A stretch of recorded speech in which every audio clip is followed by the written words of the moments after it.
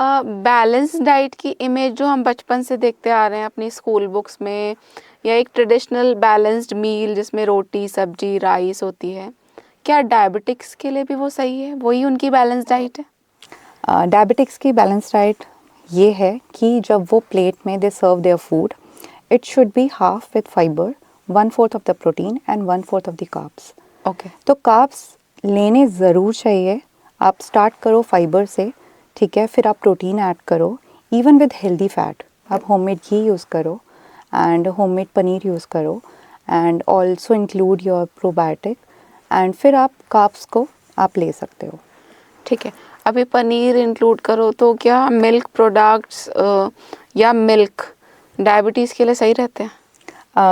I will say कि अगर milk products लेने हैं तो प्रेफर कर्ड और पनीर आप ले लो, बटर मिल्क ले लो, ठीक है, रादर देन मिल्क।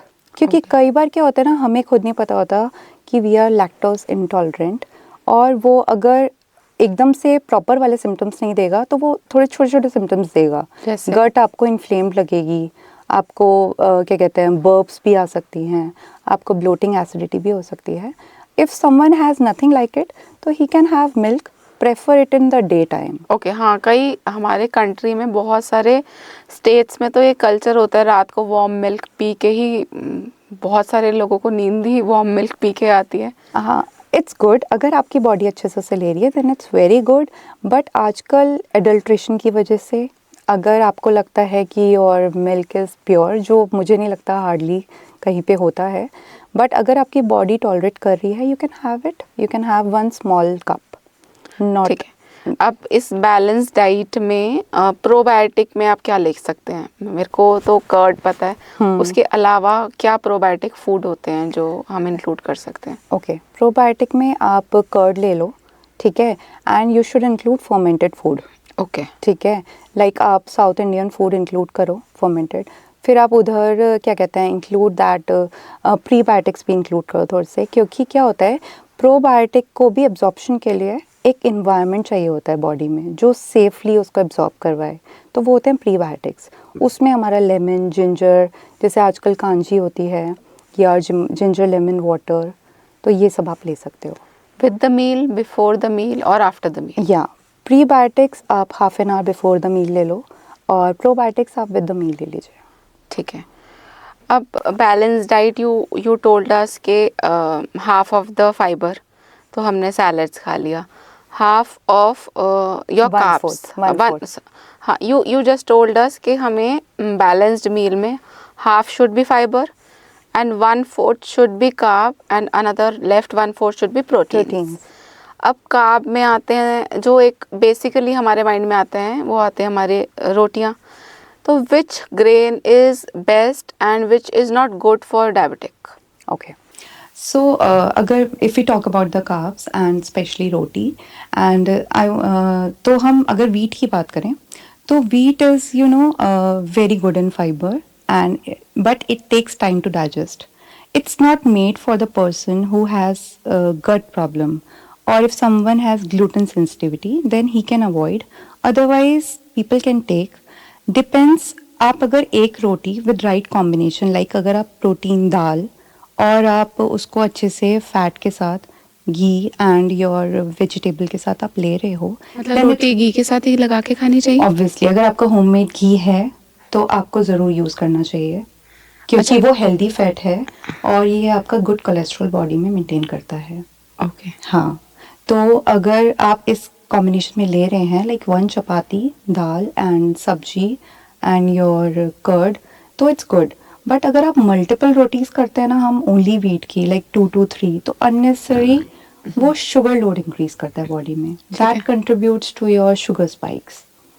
और हम अगर गुड ग्रेन्स की बात करें तो हम जौ की रोटी यूज़ कर सकते हैं, कुट्टू की रोटी यूज़ कर सकते हैं, ओट्स की रोटी बहुत अच्छी होती है, और बार्नयार्ड मिलेट जो हमारा व्रत वाला राइस होता है, that is a kind of millet, वो हम यूज़ कर सकते हैं।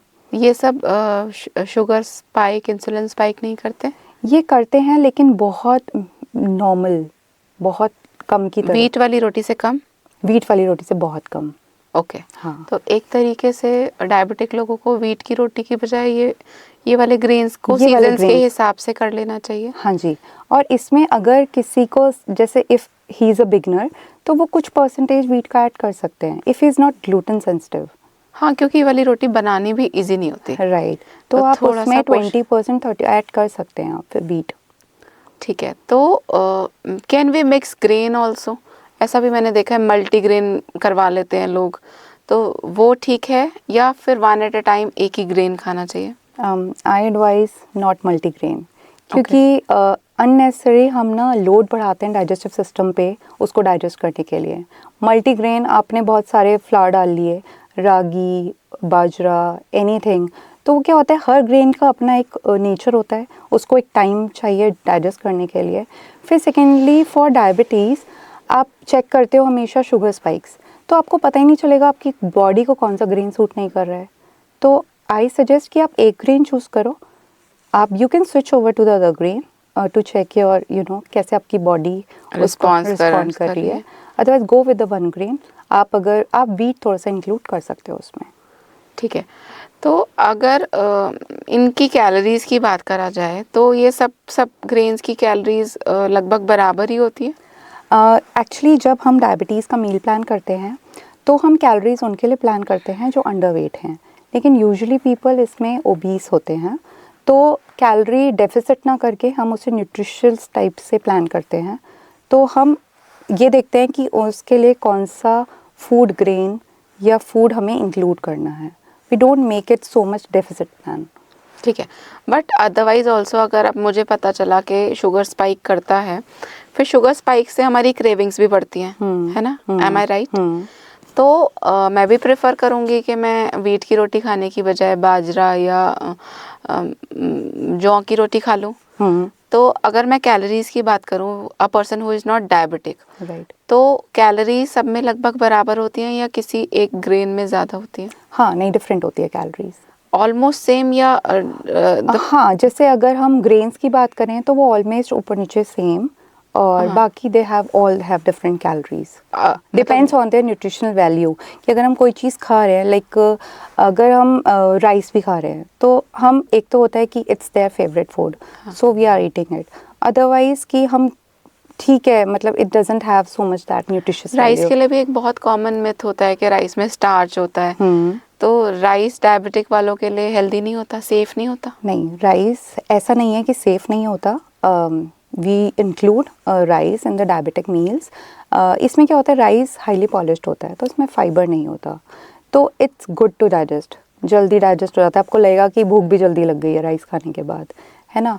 और इसको फिर हम जैसे अगर कोई भी राइस खाना चाह रहा है, इट्स देयर फेवरेट फूड, उसको टॉप अप, उसको थोड़ा सा 1 चम्मच आप घी डाल लो उस पर, उसके साथ दाल वगैरह ले लो और थोड़ा पोर्शन कंट्रोल करके खाओगे तो it won't give you that much sugar spike. एक जो अपने आइडियल वेट के आसपास ही है। एक चीज़ और मैं इंक्लूड करूँगी यहाँ पे, जब हम किसी की डाइट से उसका फेवरेट निकालते हैं, जैसे किसी को व्हीट रोटी पसंद है या किसी को राइस पसंद है, तो जब हम उसको रेस्ट्रिक्ट कर देते हैं ना कि नहीं खाना, तो वो उसके कहीं ना बैक ऑफ द माइंड होता है कि ये रेस्ट्रिक्शन है, तो वो उसको ना क्रेविंग मोड पे ले जाता है। तो मतलब वो रेस्ट्रिक्शन क्रेविंग मोड पे ले जाता है, तो बेटर कि आप खा लो लेकिन पोर्शन थोड़ा कंट्रोल खा करके लो। खा लो। हाँ ठीक बात है।